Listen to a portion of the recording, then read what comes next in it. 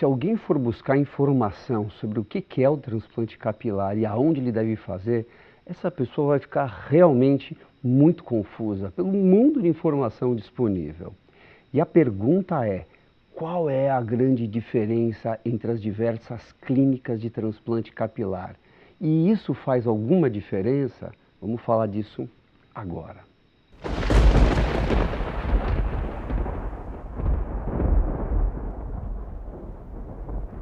E vamos começar falando do início, né? Você tem dois tipos de transplante capilar. Você tem o transplante capilar que é feito em série e você tem o transplante capilar fora de série. Mas espera aí, o que seria isso? Produção em série. O que é um transplante de produção em série? Como o nome diz, é uma linha de produção, só que a nível técnico, com mínima participação médica. É um negócio gerido por empresários, obviamente, visando o lucro. E cria-se um crescimento rápido, apoiado basicamente na mídia digital. Tem um país que ficou famoso por esse tipo de negócio, onde as clínicas abrem e fecham, seguindo a velocidade das complicações no pós-operatório. Aí basta mudar o nome da clínica, a publicidade digital, e aí tudo começa de novo. E às vezes a clínica continua, às vezes no mesmo local. Aí as reclamações ficam ligadas à clínica antiga, ao nome antigo, embora as pessoas que fazem o transplante e os donos sejam os mesmos. E tudo se reinicia. E assim eles criaram o transplante industrializado, que está no mundo todo, inclusive aqui no Brasil.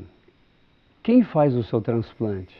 Você sabe? Isso não é uma pergunta retórica. A maioria das pessoas não sabe. Questões extremamente importantes ficaram esquecidas, como, por exemplo, quem pode legalmente fazer o seu transplante? E quem pode fazer? Tem a experiência e a qualificação necessárias? Quem de fato faz o seu transplante? O médico que você escolheu, ele faz 100%? Bom, mas e no caso dele não fazer 100% o transplante? Uma pergunta. Seria possível delegar a arte? Duas pessoas assinando o mesmo trabalho artístico? E por fim, seria ético delegar sem o conhecimento do paciente, sem estar explicitamente autorizado por ele? Dentre os meus 11 anos dentro da Sociedade Internacional de Transplante de Cabelo, primeiro como conselheiro até chegar a presidente, nós vimos o problema do transplante de produção em série, essas linhas de produção crescendo e os problemas surgindo no mundo inteiro. E a gente viu a urgência de fazer uma campanha para conscientizar o público, as pessoas interessadas, nos riscos desse tipo de transplante capilar. Fizemos a campanha Fight the Fight para alertar a população sobre os riscos do transplante feito pelas clínicas de larga escala de produção em série. Mas claro, uma sociedade médica não tem como competir com esse número monstruoso de clínicas mundo afora que lucram com essa prática.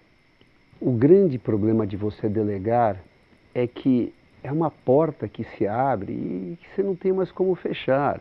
Começa com um pouquinho, vamos delegar um pouquinho, aí é conveniente, porque você quer crescer rápido, quer fazer maior número de cirurgias, você vai delegando um pouquinho mais, aí pondo mais gente, colocando a mão no paciente, mais cirurgias, e aí você chega num ponto que a coisa foge totalmente do controle. É esse o grande problema. Bom, mas desde quando existe esse problema de delegar no transplante de cabelo? Praticamente desde o início. Desde o início. Porque na época da FUT, que tirava a faixa, tinha que ficar no microscópio separando, você precisava de equipe de 5, 6, 10 pessoas. Claro, foi aumentando o tamanho da cirurgia e foi crescendo o número de assistentes necessários para cumprir essa tarefa. Delegar era na lapidação dos folículos e em parte da implantação. Era assim que era. E aí surgiu a FUI. A FUI deu ao cirurgião algo incrível, a possibilidade de não delegar nada. Você pode fazer o procedimento inteiro e não só a retirada. Você pode fazer hoje a colocação com os implanters, você não precisa de ninguém colocando junto com você. Você precisa de pessoas carregando o implanter, mas você não precisa de pessoas participando do processo de implantação, pondo a mão no paciente com você. Hoje você pode fazer tudo sozinho, se você quiser, se quiser. Então a FUI permitiu ao médico fazer o transplante praticamente sozinho. Mas, como toda boa história, também tem um lado triste. E aí então que entram os empresários gananciosos, porque eles viram uma oportunidade nisso. Claro, a FUI não é mais um procedimento cirúrgico. A FUI não tem o corte, a sutura que precisa de um médico. Então, se é só fazer furinho, vamos colocar técnicos, ou seja, não médicos, para realizar isso, e a gente pode fazer isso em larga escala. Vamos fazer uma produção em série e, com isso, ganhar muito dinheiro. E é aí que eles se enganam, porque na FUI existe corte tecidual milhares de vezes, fazendo a FUI um ato cirúrgico e, logo, um ato médico. Veja, não estou dizendo que ter médico é uma garantia de sucesso, e nem o contrário. O que eu estou dizendo é, se você tem o seu médico, você sabe com quem falar e com quem reclamar se você precisar.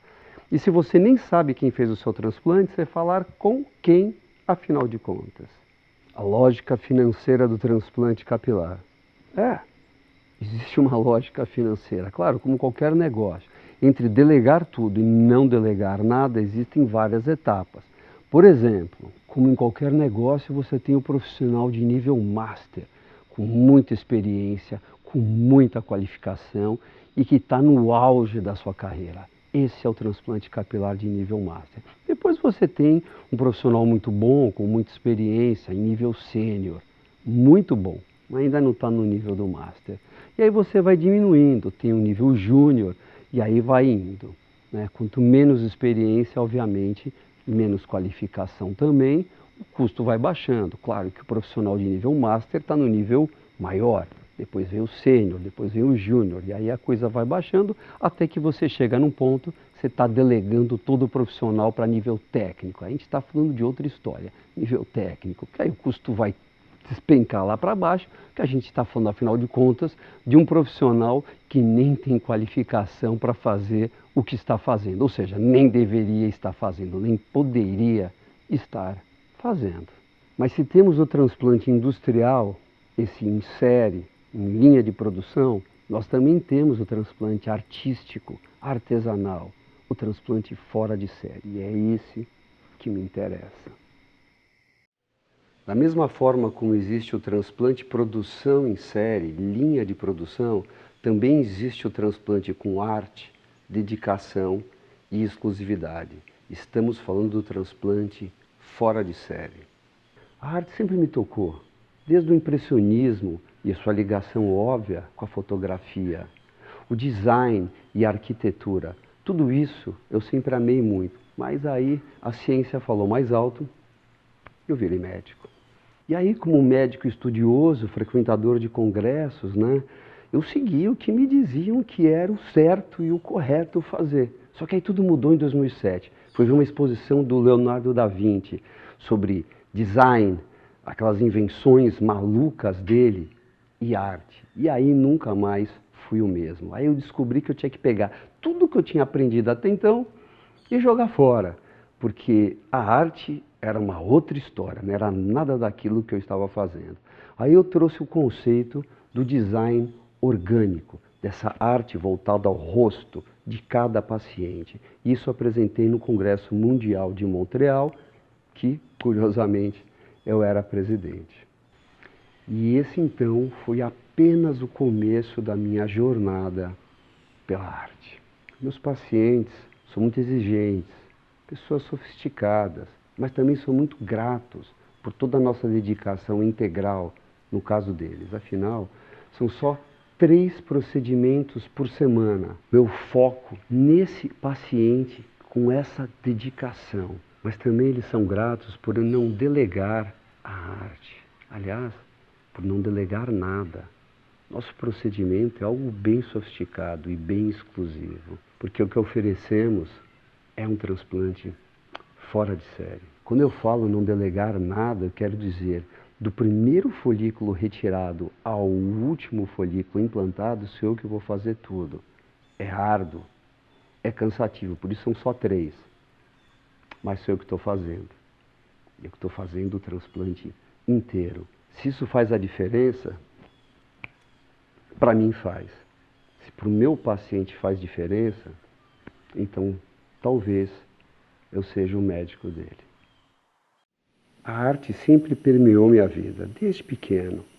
E a porta de entrada foi para uma joalheria, não muito usual para uma criança, não é mesmo? E aí, tanto meu pai quanto minha mãe trabalharam praticamente a vida inteira numa joalheria. E eu ia lá visitá-los, como toda criança visita os pais no trabalho.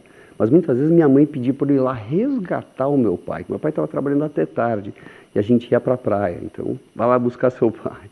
E aí, nesse tempo, eu ficava perambulando pelos corredores. E o que mais me atraía era a lapidação de joia. Eu achava essa história dos ourives, a lapidação, uma coisa super interessante. Trabalhar com a mão, trabalhar a perfeição da lapidação. Eles me explicavam as facetas. Eu achava tudo isso incrível. Então, eu não sabia o que eu ia fazer, mas eu sabia que eu queria trabalhar com arte, ia trabalhar com algo com bastante detalhe e um público exigente e sofisticado. Eu sempre soube disso. E aí, aos 12 anos, não foi que meu pai me deu de presente uma máquina fotográfica, daquelas antigas, com todas as regulagens manuais. E aí eu comecei a apreciar esse jogo de luz e sombra próprio da fotografia. E aí, para amar o impressionismo e as perspectivas e o jogo de sombra dos pintores, foi um pequeno pulo. E aí, já no segundo ano da faculdade de medicina, eu fiz aquela viagem clássica de mochila pela Europa, de trem e tudo mais. E eu visitei o Museu Abessa. E aí apreciei muito a arte, a pintura. Isso realmente me tocou. Mas note um detalhe, eu nunca vi um quadro assinado por dois artistas. Então, como poderia eu fazer isso com o meu paciente? Como que eu vou poder delegar a arte? Como que eu vou poder dividir o meu trabalho artístico com alguém? A arte é arte você faz com o coração, a arte você faz com sentimento. E é o bom gosto, a visão artística de cada um. Cada artista tem uma visão. O paciente tem que escolher de quem ele quer. Mas o meu paciente, que me escolheu, e eu respeito ele muito por isso, sou eu que tenho que fazer o trabalho. Olha, não quero parecer purista. Nada contra quem delega, se a pessoa quer fazer os furinhos, deixar os assistentes colocando os cabelos, aí é uma opção de cada um. Eu realmente faço isso porque eu vejo diferença. Eu acho que a implantação é algo tão importante que vai definir o ângulo e a curvatura do fio, se ele não vai ficar com uma raiz um pouquinho dentro da pele. Você tem que ver todos esses detalhes. Enfim, eu faço isso, mas se alguém quiser delegar, tudo bem. Bom, nessa etapa da minha vida, a última coisa que eu quero é ter dor de cabeça. Por isso, eu faço todo o procedimento. E lembrando aqui daquele ditado, né? Quem quer faz, quem não quer, manda. No caso, eu faço. Se você achou esse conteúdo interessante ou educativo, considere seguir o nosso canal.